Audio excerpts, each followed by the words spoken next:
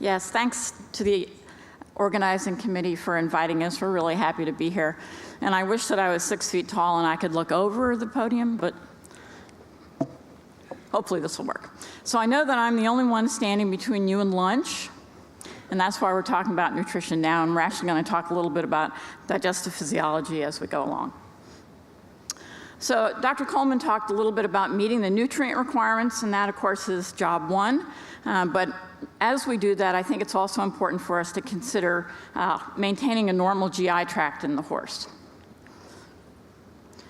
So we've talked well about using excellent quality hay that's low in dust. It has high nutrient density. We want to use a commercially manufactured fortified concentrate, and that is because it's already balanced. Most of those are going to be, that you're going to purchase, would be formulated for a performance horse specifically, not for some other type of horse. And they're usually cereal grain based. And a cereal grain would be something like oats or corn or barley or wheat. And then the third component in this is that in order to feed a racehorse, they have to have a very high level of intake. So they have to have a good appetite, and they have to be able to eat all of the things that they need to eat to meet their requirements. And that, in many cases, depends upon having a healthy gastrointestinal tract. So we're going to talk a little bit about gastrointestinal tract anatomy. And so you can review it as you're eating lunch and think about what's going on with the different things that you might be eating, whether you're going to the salad bar or the dessert bar first. So we're going to start with the stomach, move through the stomach, start with the mouth, go to the stomach, go to the small intestine, and then the large intestine, which is oftentimes referred to as the hindgut. So starting with the mouth, I think most of us are familiar with thinking about how the horse eats, that they use their lips to select feeds and to sort feeds. Mr. Kasner talked about how they will burrow into a hay net, and that would be partly because of them being able to use their lips. And so they're very important for that. They also have teeth, which are important for cracking the hard seeds of the grains that we would feed, and it reduces particle size. So it makes their feed more accessible to digestive enzymes in the GI tract. So that's a very important part, and we know that having a good mouth is important for all horses to have a good GI tract. But one part of the mouth that sometimes people don't talk so much about would be the salivary glands. And saliva is really important. It wets the food, allows it to move down the esophagus and into the stomach. Saliva does contain some enzymes, but they're probably not really nutritionally relevant. There's some there, but they're not really that important. But I think one of the things that is important to realize is that saliva contains some buffers. And horses actually produce copious amounts of saliva during the course of the day. And so the more saliva they have, the more buffers are entering into the GI tract. And horses don't salivate copiously unless they're eating clover this time of year, unless they're actually eating. So most of the time, saliva production is associated with chewing in horses. And that makes sense because horses were really brought up to be nibblers, and so they salivate because they're continually eating as opposed to meal eating. So once the food leaves the mouth, it travels down the esophagus, and basically the horse's GI tract is sort of a one-way trip. So once it gets past the throat, goes down into the stomach and gets there, and then it's very difficult for it to move back up through the mouth. And so generally it's either going to go out the back end or there's going to be a problem. So a little bit on gastric anatomy. If I can do this, let's see, does this work? Yep. There we go. So the horse's stomach is generally divided into two general regions. This region down at the bottom would be considered the glandular region, and it's actually subdivided into a couple of different sections. And that part of the stomach is responsible for acid secretion. There's enzymes that are secreted that are important for protein degradation. And it is coated in mucus, and there's also bicarbonate that is released in this part. And then in this part is the non-glandular region, which has lower levels of protective mucus and bicarbonate. And so the food would come in through the esophagus, and then there's a tight sphincter there, so it can't go back up, come through the non-glandular region, and then come down into the glandular region. The horse's stomach is relatively small compared to the horse's body size, and that's because horses are really suited to nibbling, to eating small meals. And so I tried to put a visual comparison there. This is actually a horse's stomach that was fiberglass. This is a man's hand.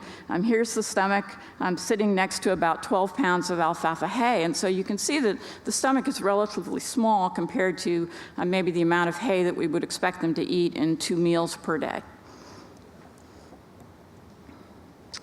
The horse's stomach is also interesting in that they have relatively constant secretion of gastric acid, as opposed to, say, carnivores that are going to secrete acid when they eat. And so in the horse, acid secretion is ongoing most of the time, and that's a good thing if they're nibbling because they're eating all the time. On the other hand, if they're eating intermittently, they're still secreting acid into their stomach regardless of whether there's food in there or not. We also know that although we usually talk about the bacteria being in the hindgut of the horse, we know that there are some microbes that live particularly in the non-glandular portion of the stomach that can do some microbial fermentation of carbohydrates, usually the ones that come from grains, but some that come from forages. So if we go back to this idea about the horse's, the anatomy of the stomach, there are gastroprotective factors such as the mucus and the bicarbonate, and then there are some gastro-ulcerative factors which are associated with acid secretion and enzyme secretion. It turns out that the glandular portion is pretty well protected, but the non-glandular portion is not particularly well protected. So we know that gastric ulcers are a problem in performance horses and particularly in racehorses. And so why does that occur? Why are they more susceptible than, say, horses that are out on pasture? Well, one of those reasons or contributing factors is that in many cases these horses have relatively long intervals between meals, or sometimes if they're, for instance, if they're going to race, there would be a long interval of time between when they were fed and then they raced and when they finally got their meal. And recall that they have continuous gastric acid secretion regardless of whether there's food in there or not. Recall that they mostly salivate when they're chewing, and so if they're not eating, they're not salivating, and that means that the buffers that are in the saliva are not being introduced into the stomach. And so those long intervals can be detrimental then to the stomach. Also, less hay and more concentrate tend to be a risk factor. Dr. Coleman just talked about how concentrate levels go up to meet the needs of the racehorse. Partially that's associated with less chewing because it takes a lot less chewing to eat those concentrates than it does to eat an equivalent amount of hay. And there might be more microbial fermentation of carbohydrates, which are some acids that can then be ulcerative to the stomach. So once the food leaves the stomach, it enters into the small intestine, and this would be the site of enzymatic digestion. So there's enzymes released from the pancreas and from the mucosa of the small intestine that are involved in the digestion of protein, fats, and then I'm going to spend quite a bit of time talking about starch. The small intestine is very effective at doing this, but there can be some limitations. So what is starch? Starch is a carbohydrate, and it is a specific type of carbohydrate. It's made up of many glucose units, and so glucose is a monosaccharide, which is shown here, and then starch would be a polysaccharide or a long chain or sometimes a branch chain of these glucose molecules. It is the storage carbohydrate that's in grains and seeds, and so it's one of the reasons that we use cereal grains because it is high in energy, produces a lot of calories. So what we know about starch digestion in the horse's small intestine is that it can be incomplete, meaning that the small intestine may not be able to digest all of the starch that shows up there. And so we know that small amounts of starch are relatively well digested by the horse's small intestine. But when you feed a large meal, a large amount of starch, then the efficiency of starch digestion in the small intestine goes down. We know that some starch sources, specifically some cereal grain starches, are better digested in the small intestine than others. So all starch is not the same. It's packaged differently in the cereal grain starch granule. It has different components as far as how branched it is or how linear it is. And so there are differences there in starch digestion. And we know that grinding grain or processing grain can make the starch more available, and that makes sense. You make the particle size smaller, you have greater surface area, the enzymes can effectively break it down more easily. So why does starch digestion in the small intestine important? Well, it's important because when you have better small intestinal starch digestion, you get more calories absorbed by the horse. And probably the most limiting factor for most performance horses from a nutritional standpoint would be calorie intake, inability to maintain body weight because they aren't taking in enough calories, okay? And so by getting better starch digestion in the small intestine, you get better calorie use as far as the horse is concerned. Okay, the large intestine or the hindgut. This is an interesting part of the horse's GI tract for a number of reasons. Sometimes we think about this as the place where there are all the animals within. And so it has a diverse microbial ecosystem. There are bacteria there, there's protozoa, there's viruses. And they play a very important role for the horse because they ferment fiber. And so they're the reasons that horses can be herbivores. Someone said, do you think horses need herbs? And I said, well, of course, they're herbivores, right? So anyway, that's how they ferment fiber, is because the bacteria are there. The horses can't digest, and we can't digest fiber on our own. So typically that would be from forage, hay or grain. And those microbes then produce products that are really useful to the horse. So it's a symbiotic relationship. The horse provides the house and the food, microbes provide then benefits to the horse. So mostly we think about fermentation in the large intestine occurring with fiber, but it turns out that starch or other carbohydrates that make it to the large intestine will be fermented as well. And so remember, it's a very diverse microbial community. Some like certain substrates, some like others. And so they have different jobs that they do within this complex ecosystem. So any starch that digests or that escapes digestion in the small intestine ends up in the large intestine. And then it is going to be available there to the microbial ecosystem to be used as substrate. So what are concerns about that? Well, we know that when we get a lot of starch ending up in the hindgut, that is going to promote acid production by the bacteria. Okay, and it can be rapid acid production that is difficult for the bacteria to deal with and to buffer. And so some of the consequences of that with increased acid is going to be a decreased pH, and that can be very irritating then to the mucosa of the large intestine and actually cause a problem in terms of barrier function of the large intestine. The other thing that happens is that when you change the substrate, you change the microbial community, because the bacteria that like starch better, they multiply. And we know that when we feed a high starch diet, and we get starch in the hindgut, that we promote the growth of bacteria that like to use starch, and that we actually suppress the growth of the bacteria that like to use fiber. So we know that that can change the microbial community. So almost always, if you take Horse Management 101, you'll learn that the role of the gastrointestinal microbial community is to digest substrates that are otherwise not available to the horse, and that provides useful products to the horse and contributes to calorie balance. And they also synthesize some vitamins, so they have a very important nutritional role.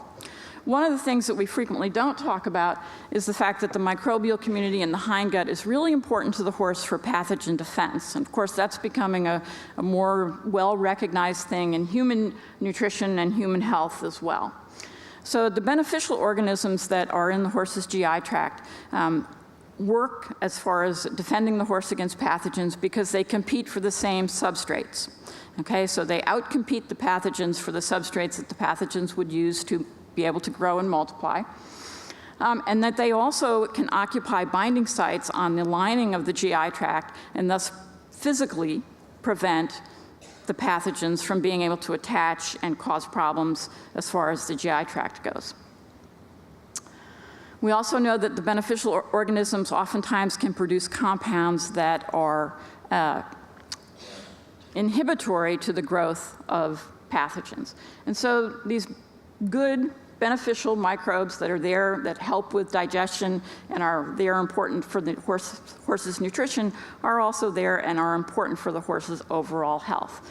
And so this is actually, this little green thing over here is a picture of a salmonella. Horses are probably exposed to salmonella all the time in their environment. When you think about having birds around and things like that, but most of the time they're not sick, right? Even though they may be exposed to it, they may consume salmonella in their feed, on the grass, in their hay, they most of the time don't get sick. And that's because the exposure is low and their normal health system, including these friendly bacteria, help protect them. So one of the things that we've learned is that when we feed starch, we know that we can change microbial population in the hindgut. And some of those changes are the same as some of the changes that you might find if you were treating a horse with antibiotics. And some of those things can maybe tell us that maybe we're disrupting the normal bacteria that are there, and maybe that's important for pathogen defense. So which horses eat the most starch? And Dr. Coleman talked about this.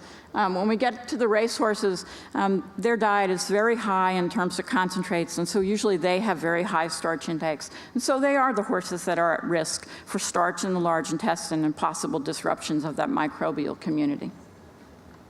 So what are some feeding strategies that we can use in terms of the welfare of the racehorse that maybe minimize some of these potential effects of feeding high concentrate diets? We have to do it because otherwise we can't meet their calorie needs. So what are some things then that we can think about that might possibly protect their GI health? Well, the first thing is to replace some starch with fat. Fat is a very high calorie source.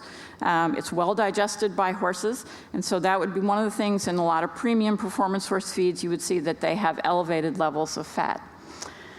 You will find, however, that at some point, some horses find that palatability will go down at a very high level. So it's not, you can't replace all of the starch with fat. You can also replace starch with some highly digestible fiber sources. And so those would be things like beet pulp, soybean hulls. Some studies have suggested that weight for weight, beet pulp has about 90% of the calories of oats, so it's pretty high in calories. And so one of the things that a premium performance horse feed would do would be to replace some of the starch with fiber, some of the starch with fat. You end up with an equivalent calorie component, but you've reduced the amount of starch that's there in that feed. And so it makes it a little bit more GI friendly. You can also use starch sources that are more easily digested in the small intestine. And so there are differences among the different cereal grains. Oat starch tends to be the most easily digested. Corn starch is less easily digested. We don't know as much about barley and wheat starch. They may be in between those. So a lot of premium feeds would be using oats. We know that processing affects starch digestibility in the small intestine. And so when you grind it and pellet it, that makes a difference as well.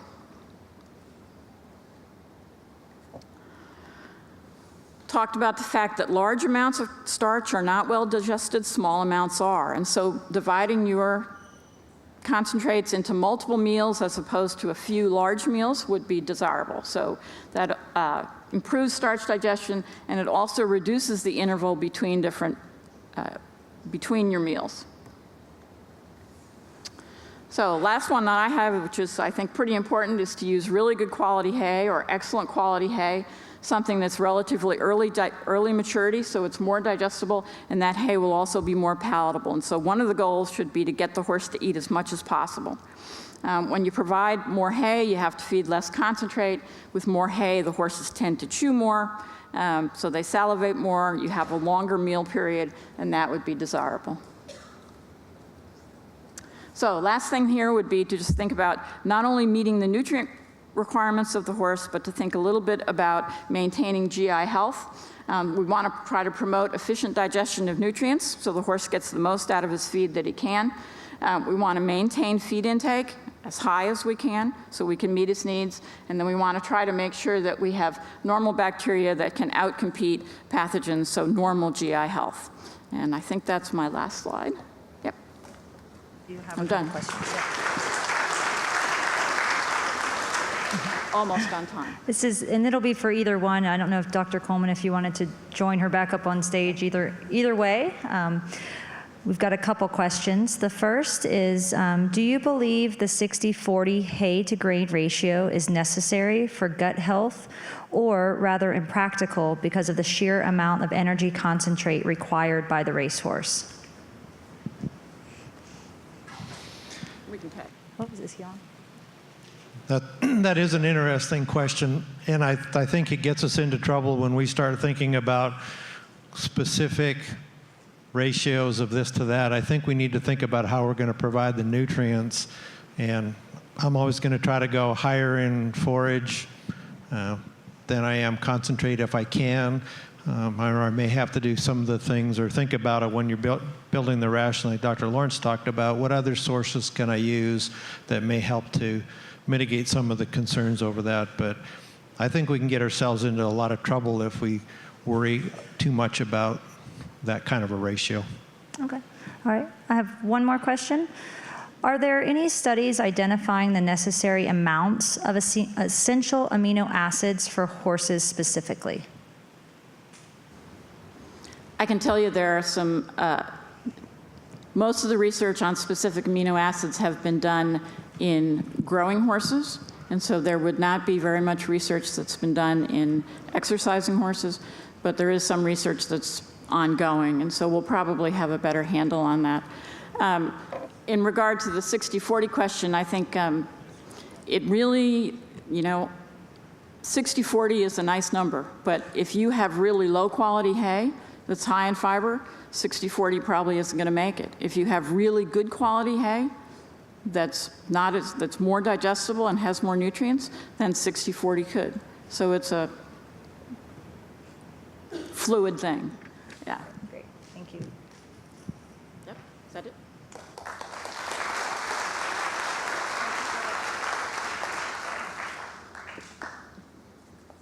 And thank you, Dr. Lawrence, for illustrating why I wear heels to this thing.